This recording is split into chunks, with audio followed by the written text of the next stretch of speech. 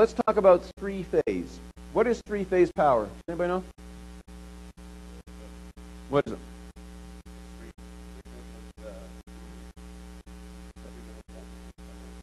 Yeah, it's what they call heavy electric. You'll hear the term heavy electric. You'll hear the term three-phase. A lot of you know about this because at home you have a dryer, and your dryer is on 220, not 110, but the rest of the house is on 110. Is that right? Why is that? The reason that is because 210 or 220 operates more efficiently than 110 for those types of applications. Well, it's the same principle when you get into a lot of bigger commercial type or industrial type properties. Three-phase could be 440, it could be 880.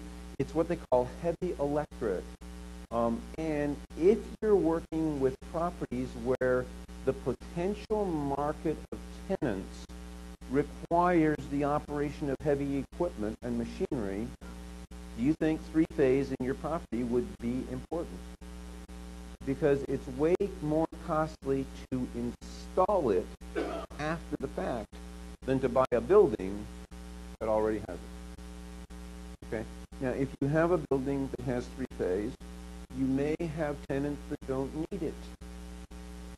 But that's okay. They've got it. You're better to have it and not need it than need it and not have it, because if you need it and you don't have it, guess what happened to that prospective tenant? They went away. So that's three-phase. Sprinklers, same thing with sprinklers. Actually, sprinklers, I washed my hair this morning, my tongue doesn't work. I'm trying to figure that out. Sprinklers are becoming more and more important as time goes on. The reason is insurance companies are becoming more and more desperate about how they insure. Well, they're even doing houses in some areas of the country now, exactly. But the reason that this becomes important to you is this. You know, you say, well, I want to get into the warehouse business. I think there's some money to be made. We have a shortage of warehouse space in the area that I live in. And so you get this great deal on a warehouse, but it's not sprinkled. Guess what? You just cut down your prospective market of tenants probably by 70 or 80%. Because there's a lot of people, it's not even that people don't want to take your space at a lower price. They cannot get insurance on unsprinkled space, therefore they cannot rent from you.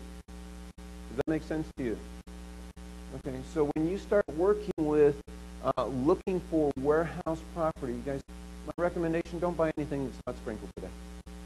It costs, you know, if you build a building, it costs, I don't know what the numbers are now, it's probably somewhere between 50 cents and $1 a square foot to add sprinklers when you're building a property. But if you try and put sprinklers into an existing property, what is the price now, Gary? Do you know?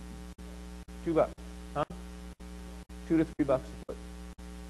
So if you own a 40,000 square foot building and you want to rent it, but it's not sprinkled, and the prospective tenant says, yes, we'd like to do it, but it needs to be sprinkled, you just drop between 80 and 120 grand to put that tenant into your property. Okay? So when you're looking, buy something that's sprinkled. Column spacing, bay depth. Let's talk about something real quick.